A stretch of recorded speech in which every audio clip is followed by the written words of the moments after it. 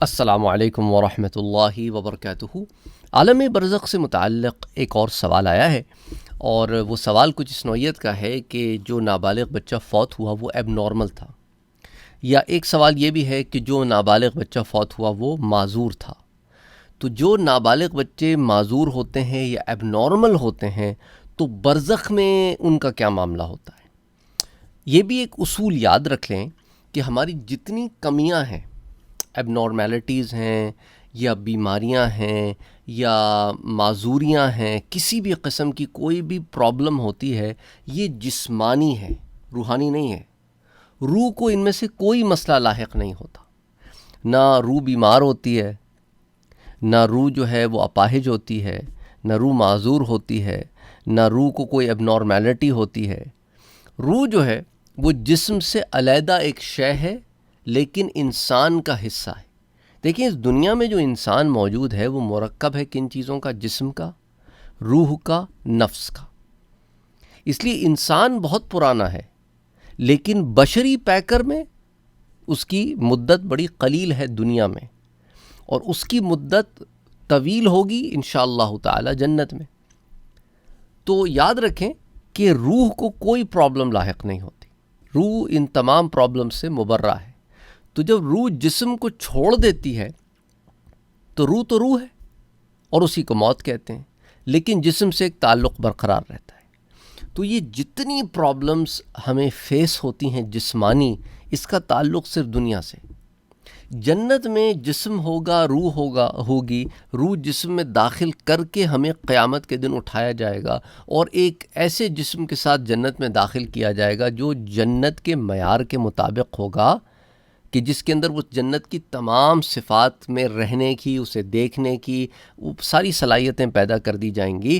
تو وہاں پر جو ہے معاملہ روح اور جسم کا کچھ اس طرح ہے کہ جسم بھی سارٹ آف کائنڈ آف روح جیسا ہو جائے گا، لیکن آف کورس جسم کی اپنی جو صلاحیتیں ہیں وہ برقرار رہیں گی، اس کی اپنی جو خواہشات ہیں وہ برقرار رہیں گی۔ تو don't get confuse over there, the idea is کہ یہ تمام پرابلمس ہماری یہیں رہ جاتی ہیں، اور جب یہ روح جسم سے نکلتی ہے تو روح تو بالکل صحیح ہوتی ہے، تو برزخ میں یہ روح انٹر ہو جاتی ہے۔ تو برزخ میں جب یہ روح انٹر ہو جاتی ہے، اور حضرت ابراہیم علیہ السلام، حضرت سارہ علیہ السلام کی زیر کفالت جب یہ نابالغ بچے ہوتے ہیں، اور انہیں اگر کوئی جسم عطا کیا جاتا ہے برزخ میں، تو وہ پھر برزخی جسم ہے، اس کے اندر کوئی پرابلمس نہیں ہوتی ہیں۔ بچے وہاں پر نہ معذور ہوتے ہیں، نہ وہ بچے وہاں پر ایب نارمل ہوتے ہیں، نہ وہ بچوں میں کوئی کمیاں ہوتی ہیں، ان کا تعلق دنیا سے ہے، دنیا ہی میں وہ معاملہ ختم ہو گیا۔ اب جب انشاءاللہ تعالی قیامت کے دن یہ اٹھیں گے، تو قیامت کے دن جو ہے اللہ کے حضور شفاعت کرنے والے ہوں گے، تو اللہ سبحانہ و تعالی انہیں ایک بچے کا جسم دے کر اٹھائے گا، لیکن ان ایب نارمیلٹیز کے ساتھ نہیں جن پہ وہ دنیا میں تھے۔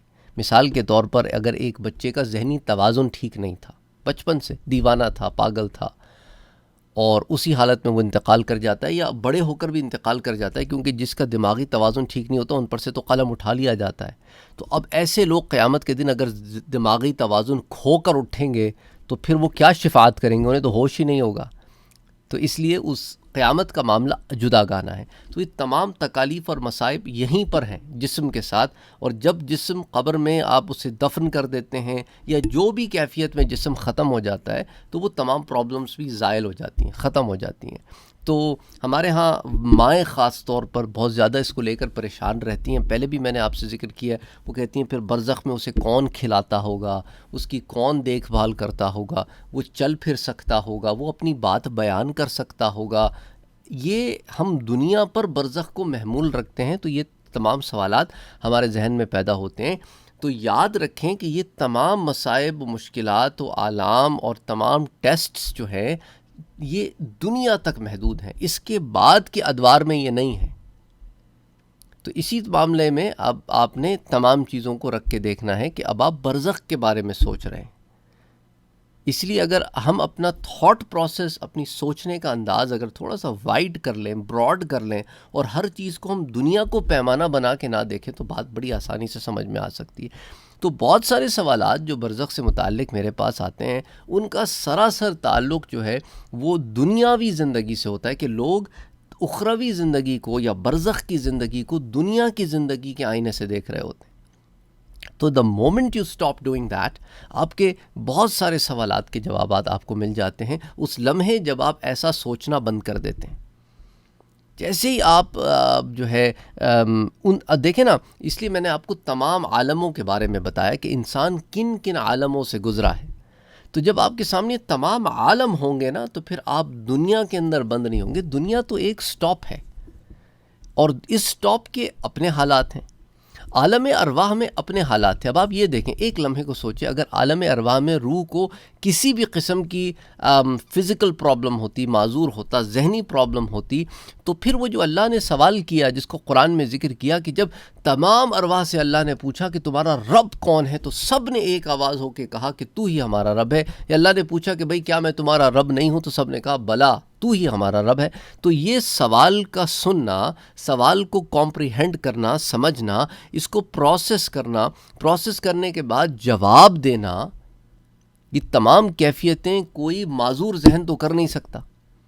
وہی کر سکتا ہے جس کے اندر عقل جو ہے وہ سلیم کے درجے پر ہو اور قلب بھی سلیم کے درجے پر اور منیب کے درجے پر ہو.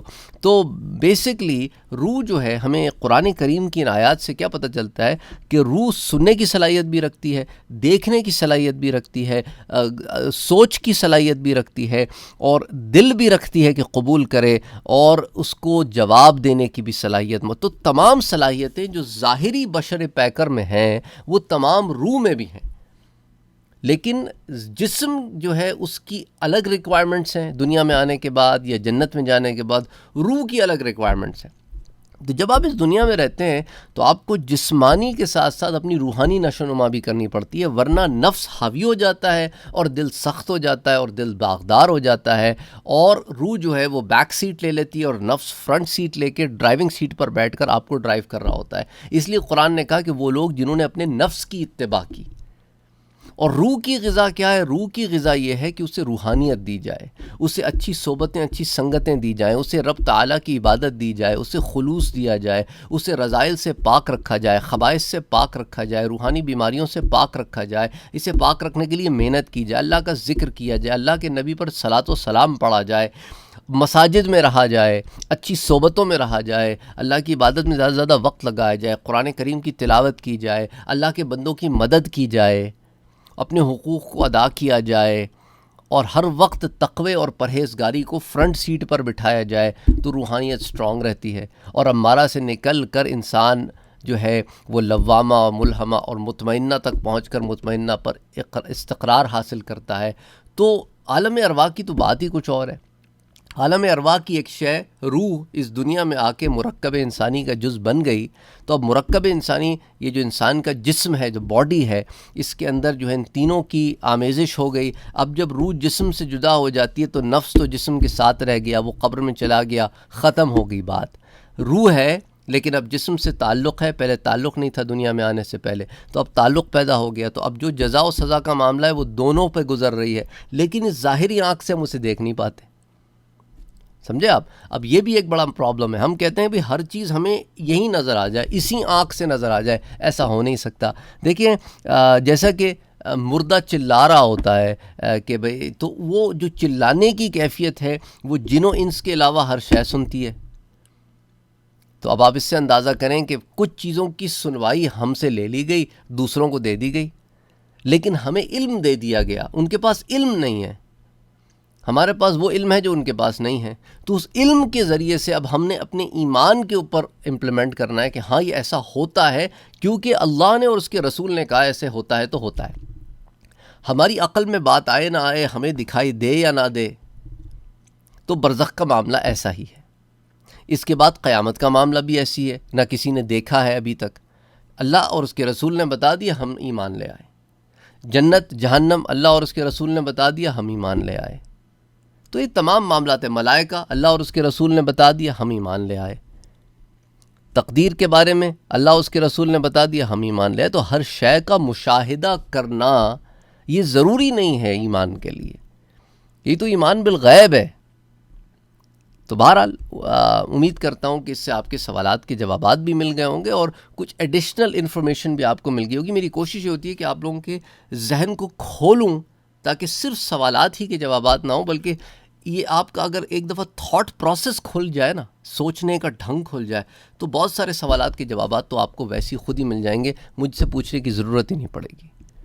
بہرحال اللہ بہتری کرے، اللہ صبر جمیل عطا فرمائے، جو پیارے چلے گئے ہیں ان پر صبر جمیل اللہ تعالیٰ آپ کو دے، اور اس کا پھر اجر آپ کو اجر عظیم بھی عطا فرمائے، اور انشاءاللہ تعالیٰ برزخ میں اور اس کے بعد قیامت میں ملاقات ہو اور پھر جنت میں ساتھ ہو انشاءاللہ تعالیٰ، آمین یا رب العالمین۔ اللہم صلی وسلم وبارک علی سیدنا و حبیبنا و شفیعنا محمد صلی اللہ علیہ وآلہ وسلم۔